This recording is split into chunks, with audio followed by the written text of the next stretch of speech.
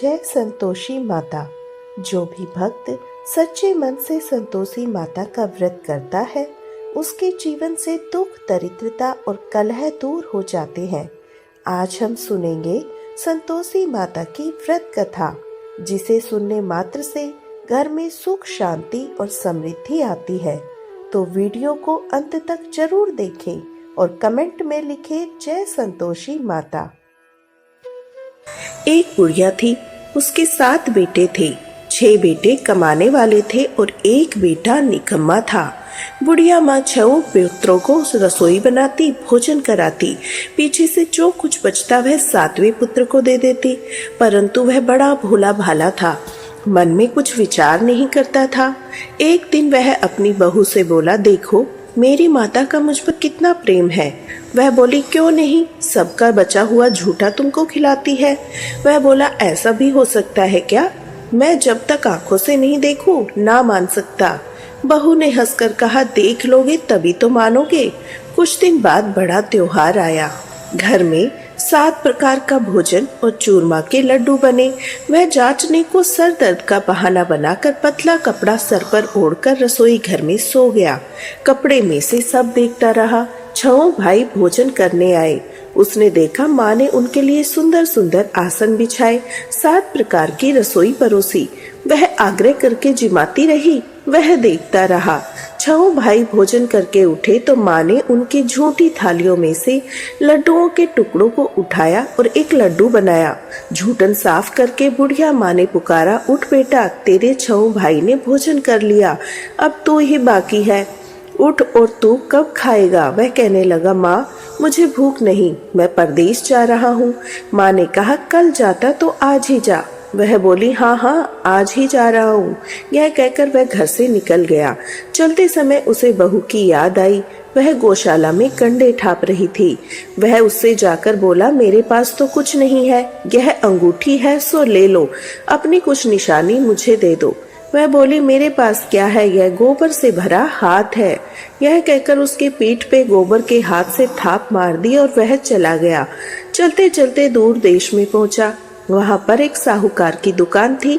वहां जाकर बोला, भाई मुझे नौकरी पर रख लो। साहूकार को नौकर की जरूरत थी। साहूकार उससे बोला, तू नौकरी पर रह जा। लड़के ने कहा, तनख्वाह क्या रहेगी? साहूकार ने कहा, काम देखकर दाम मिलेंगे। साहूकार को नौकरी मिल गई। वह सवेरे 6 बजे से रात्रि 12 बजे तक नौकरी करने लगा। कुछ दिनों में दुकान का लेन देन का हिसाब किताब, ग्राहकों को माल बेचना, सारा काम करने लगा। साहूकार के 7-8 नौकर थे, वे सब चक्कर खाने लगे। नया नौकर तो बड़ा होशियार है। सेठ ने कहा, काम देखा और 3 महीने के अंदर ही उसे मुनाफे में साझीदार बना लिया। 12 वर्ष में वह नामी सेठ बन गया। मालिक सारा कारोबार उस पर छोड़कर बाहर चला गया। अब बहू पर क्या बीती वह सुनो। सास ससुर उसे दुख देने लगे। सारी गृहस्थी का काम करा के उसे लकड़ी लेने जंगल में भेजते। इस बीच घर की रोटियों के आटे से जो भी भूसी निकलती उसकी भूसी बनाकर रख दी जाती और फूटे नारियल की नरेली में पानी दिया जाता। इस तरह दिन बीते। एक दिन वह लकड़ी लेने जा रही थी। रास्ते में बहुत सी स्त्रियां संतोषी माता का व्रत करती दिखाई दी। वहां वह खड़ी होकर कहने लगी, बहनों यह तुम किस देवता का पूजन कर रही हो? इस व्रत का क्या फल है? इस व्रत के करने की विधि क्या है? यदि तुम अपने व्रत का विधान मुझसे समझाकर कहोगी तो बड़ा एहसान मानूंगी। तब उनमें से एक स्त्री बोली, सुनो, यह संतोषी माता का व्रत है। इसके करने से निर्धनता, दरिद्रता का नाश होता है, लक्ष्मी आती है, घर की चिंताएं दूर होती है, घर में सुख होने से मन को प्रसन्नता और शांति मिलती है, निपुति को पुत्र मिलता है, प्रीतम बाहर गया हो तो शीघ्र लौट कर आता है, कुंवारी कन्याओं को मन भावन पति मिलता है, राजद्वार में बहुत दिनों से मुकदमा चल रहा हो वह भी खत्म हो जाता है, कलेश, ग्रह कलेश निवृत्ति हो, सुख शांति हो, घर में धन जमा हो, पैसा जायदाद का लाभ हो और मन में जो कुछ कामना है वह इस संतोषी माता की कृपा से पूरी हो जाती है। स्त्री कहने लगी, 1.25 आने का गुड़ चना लेना, इच्छा हो तो 5.25 ले आना, 1 सवा भी चलेगा। लेना बिना परेशानी, श्रद्धा और प्रेम से जितना बन सके उतना सवैया लेना। 5.25 पैसे, 5.25 आने इससे भी ज्यादा शक्ति या भक्ति के अनुसार लेना। हर शुक्रवार को निराहार रहकर कथा कहना और सुनना, इसके बीच में क्रम टूटे नहीं, लगातार नियम पालन करते रहना। सुनने वाला कोई ना मिले तो घी का दीपक जलाकर उसके आगे जल के पात्र को रखकर कथा कहना, परंतु नियम न टूटे। जब तक कार्य सिद्ध न हो नियम पालन करना। कार्य सिद्ध हो जाने पर व्रत का उद्यापन करना। 3 मास में माता पूरा फल देती है। यदि किसी के खोटे ग्रह हो तो माता 1 वर्ष में अवश्य सिद्ध कर देती है। कार्य सिद्ध होने पर ही उद्यापन करना चाहिए, बीच में नहीं करना चाहिए। उद्यापन में आई शेर, आटे का खाजा, इसी तरह से खीर और चने का साग बनाना। 8 लड़कों को भोजन कराना। जहाँ तक मिले देवर, जेठ, भाई, बंधु, कुटुंब के लड़के लेना, ना मिले तो रिश्तेदारों और पड़ोसियों के बुलाना। उन्हें भोजन कराकर यथाशक्ति दक्षिणा देना। माता का नियम पूरा करना। उस दिन घर में कोई खटाई नहीं बनाना। यह सब सुन बुढ़िया की बहू वहाँ से चल दी। रास्ते में लकड़ी के बोझ को बेच दिया। उन पैसों से गुड़ चना लेकर माता के व्रत की तैयारी करने लगी। आगे चली और मंदिर सामने है। यह सुनकर माता के मंदिर में जाकर माता के चरणों में लौटने लगी। इसके बाद वह माँ से विनती करने लगी, हे माँ, मैं निपट मूर्ख हूँ, व्रत के नियम कुछ नहीं जानती, मैं बहुत दुखी हूँ। हे माता जग जननी, मेरे दुख दूर करो, मैं आपकी शरण में हूँ। माता को दया आई। एक शुक्रवार बीता, दूसरे शुक्रवार को पति का पत्र आया, तीसरे को उसका भेजा हुआ पैसा आया। यह देखकर जेठानी मुंह सिकेड़ने लगी, इसके बाद में इतना पैसा, इसमें क्या बढ़ाव है। लड़के ताने देने लगे, काकी के पास अब पत्र आने लगे, रुपये आने लगे, अब तो काकी की खातिर बढ़ जाएगी, अब तो काकी बुलाने से भी नहीं बोलेगी। बेचारी सरलता से यह कहती कि भैया पत्र आए तो रुपये आएंगे, तो हम सबके लिए ही तो अच्छा है। ऐसा कहकर आंखों में आंसू भरकर संतोषी माता के मंदिर में जाकर मातेश्वरी के चरणों में गिरकर रोने लगी। माँ, मैंने तुमसे पैसा नहीं मांगा, मुझे पैसे से क्या काम है, मुझे तो अपने सुहाग से काम है, मैं तो अपने स्वामी के दर्शन और सेवा मांगती हूँ। तब माता ने प्रसन्न होकर कहा, जा बेटी, तेरा स्वामी आएगा। यह सुनकर खुशी से वह बावली होकर घर जाकर काम करने लगी। अब संतोषी माता विचार करने लगी, इस भोली पुत्री से कह तो दिया तेरा पति आएगा, पर कहाँ से आएगा, वह तो स्वप्न में भी याद नहीं करता, इसे याद दिलाने तो मुझे ही जाना पड़ेगा। इस तरह माता उस बुढ़िया के बेटे के पास जाकर स्वप्न में प्रकट होकर कहने लगी, साहूकार के बेटे सोता है या जागता है। यह कहता है, माता सोता भी हूँ और जागता भी नहीं हूँ, बीच में ही हूँ, कहो क्या आज्ञा है। माँ कहने लगी, तेरा घर बार है या नहीं। वह बोला, मेरा सब कुछ है, माता पिता भाई बहन बहू क्या कमी है। माँ बोली, पुत्र तेरी घरवाली कष्ट उठा रही है, माँ बाप उसे दुख दे रहे हैं, वह तरस रही है, तू उसकी सुध ले। वह बोला, हाँ माता, यह तो मुझे मालूम है, पर कैसे जाऊं, परदेश की बात है, लेन देन का कोई हिसाब नहीं, कोई जाने का रास्ता नजर नहीं आता, कैसे चला जाऊं। माँ कहने लगी, मेरी बात मान।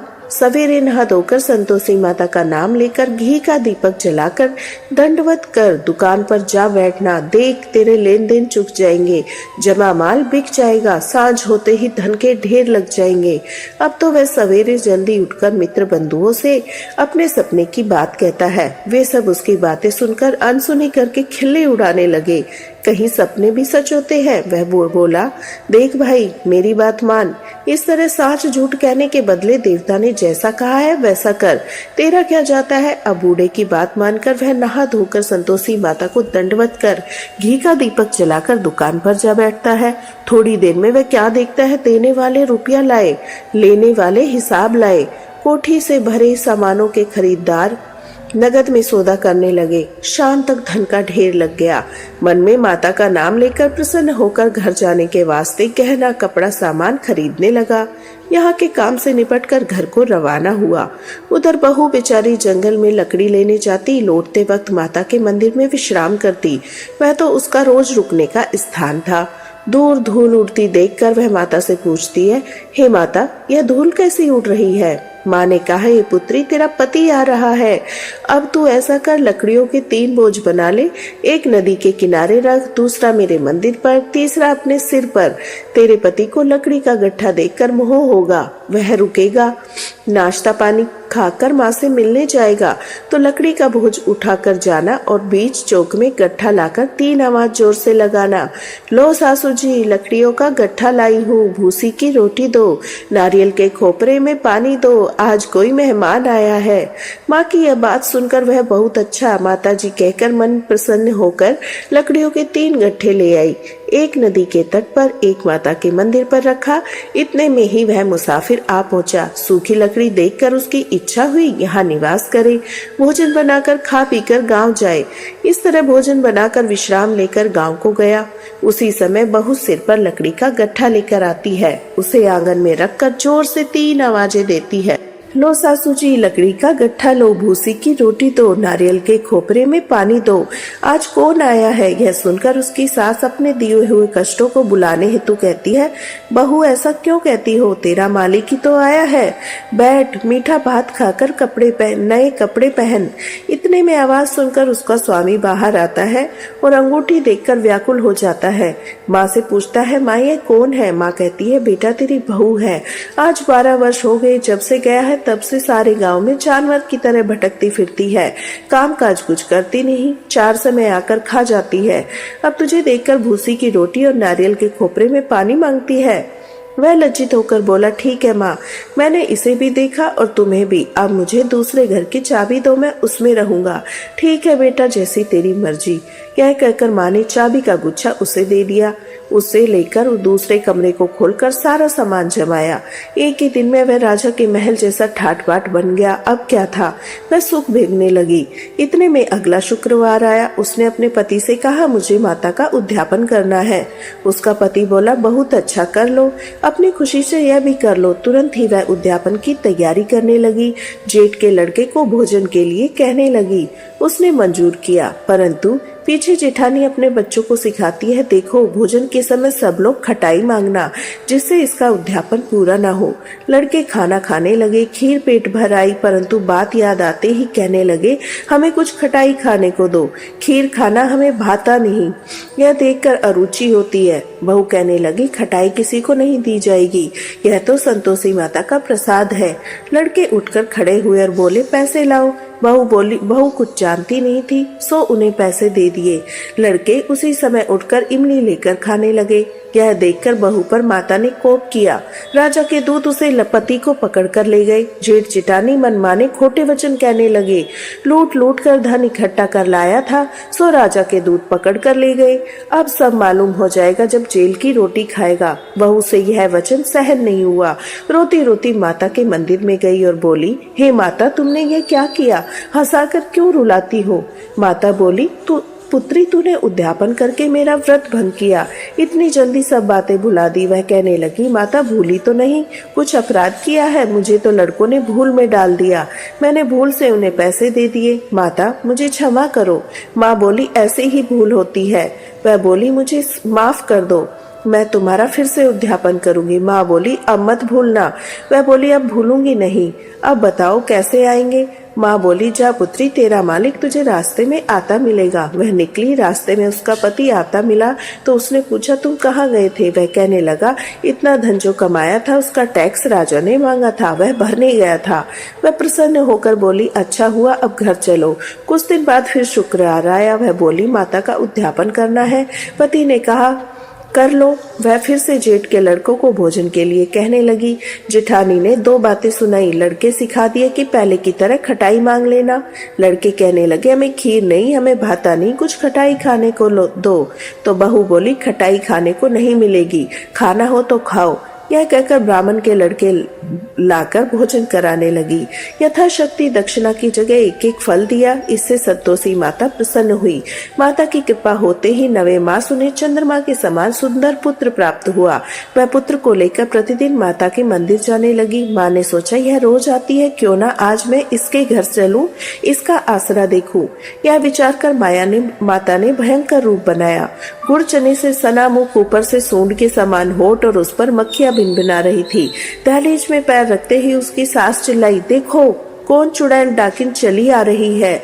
लड़कों इसे भगाओ नहीं तो किसी को खाएगी। लड़के डरने लगे, चिल्लाकर खिड़की बंद करने लगे। बहू रोशनदान में से देख रही थी, प्रसन्नता से पगली होकर चिल्लाने लगी, आज मेरी माता मेरे घर आई है। यह कहकर बच्चे को दूध पिलाने से हट जाती है। इतने में सास का क्रोध फूटा। वह बोली, इसे देखकर कैसे उतावली हुई जो बच्चे को पटक दिया। इतने में माँ के प्रताप से जहाँ देखो वहाँ लड़के ही लड़के नजर आने लगे। बहू बोली, जी मैं इनका व्रत करती हूँ, यह संतोषी माता है। कहकर झट से सारे घर के दरवाजे खोल दिए। सबने माता के चरण पकड़ लिए। विनती कहकर कहने लगे, हे माता, हम मूर्ख हैं, अज्ञानी हैं, तुम्हारे व्रत की विधि को नहीं जानते। तुम्हारा व्रत भंग करके हमने बड़ा अपराध किया है। हे माता, बहू को जैसा फल दिया वैसा सबको देना। जो यह कथा पढ़ेगा या सुनेगा सबके मनोरथ पूर्ण होंगे। प्रेम से बोलिए संतोषी माता की जय। आइए अब सुनते हैं संतोषी माता की आरती। जय संतोषी माता मैया, जय संतोषी माता, अपने सेवक जन की सुख संपत्ति दाता। ओम जय संतोषी माता। सुंदर चीर सुनहरी मात धारण कीनो, हीरा पन्ना दम के तन श्रृंगार लीनो। ओम जय संतोषी माता। घेरू लाल छटा छवि बदन कमल सोहे, मंद हसत करुणामयी त्रिभुवन मन मोहे। जय संतोषी माता। स्वर्ण सिंहासन बैठी चवर दुरे प्यारे, धूप दीप मधुमेवा भोग धरे न्यारे। जय संतोषी माता। गुड़ और चना परम प्रियता में संतोष किए, संतोषी कहलाई भक्तन विभव दिए। जय संतोषी माता।